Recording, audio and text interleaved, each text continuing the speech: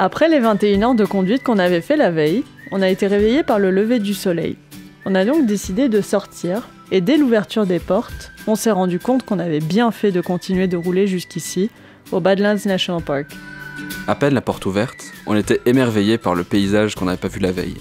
Lorsqu'on arrivait, il faisait nuit noire et on entendait uniquement le bruit des coyotes au loin. Au moment du petit déjeuner, la routine est la même. Ce qu'on a le plus aimé dans la van life, c'était de traverser les différents paysages chaque jour et les vues magnifiques qu'on avait depuis nos toilettes. En rangeant le van pour reprendre la route, on a croisé des cow-boys. Pas des faux, des vrais de vrais.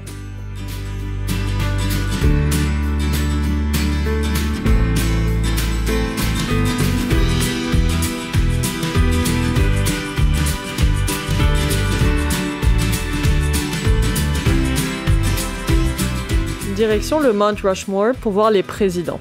Sur la route, on commençait à avoir des décors du Far West. Une fois, face à Lincoln, Roosevelt, Washington et Jefferson, on était impressionnés de se retrouver au pied de ce monument si connu, grâce à Phineas et Ferb ou Richie Rich.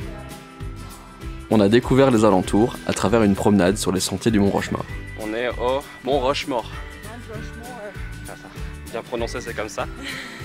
Mal prononcé, c'est Mont Rushmore. Mont Rushmore. Ok. C'est drôle. Il y a des gens, donc je ferme ma gueule.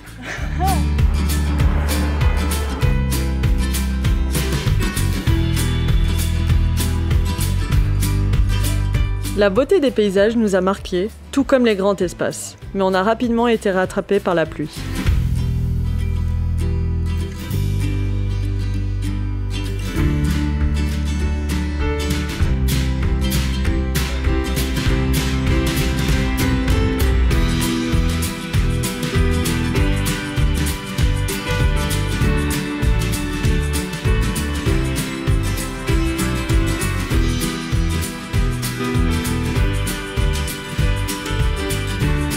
Le doute n'était plus permis. C'est sûr qu'on était bel et bien aux États-Unis.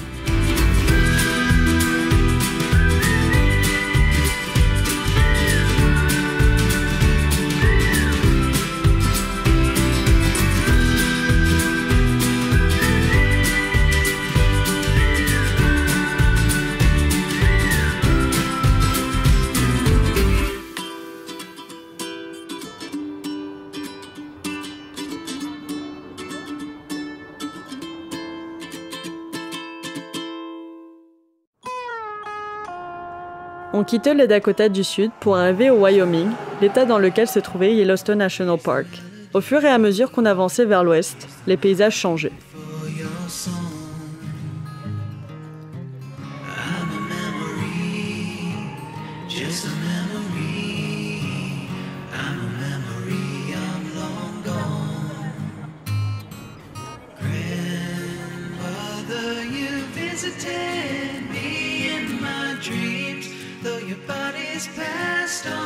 On s'est donc arrêté dans un cul-de-sac pour faire une petite sieste et faire quelques images avec le drone avant de reprendre la route.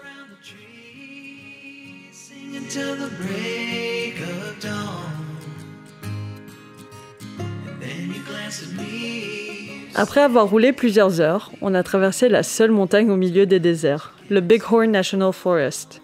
C'est un endroit qui nous a beaucoup plu par son calme et par la densité de sa forêt. On se sentait obligé de s'arrêter toutes les 5 minutes pour contempler le soleil qui se couchait.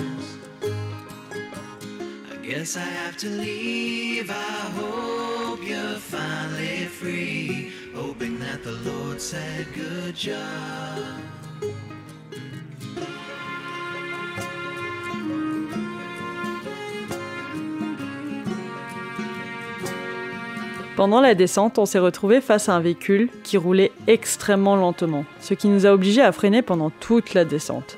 C'est à ce moment-là qu'on a eu notre première frayeur, car les freins dégageaient une forte odeur par la surchauffe des plaquettes. On a donc été contraint de s'arrêter pour laisser refroidir les plaquettes de frein avant de pouvoir continuer la descente. Mais ça ne nous a pas empêché de rester de bonne humeur. Notre campement pour la nuit se trouvait au bord du lac, mais la lumière se faisait de plus en plus faible.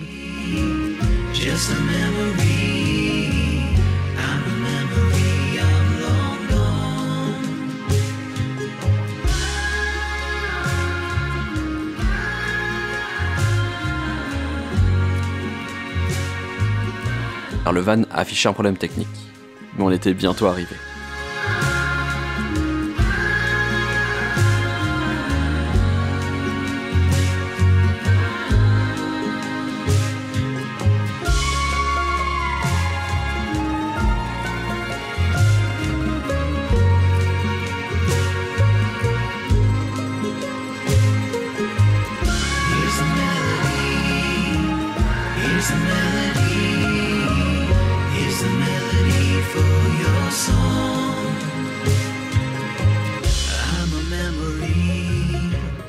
Just a memory.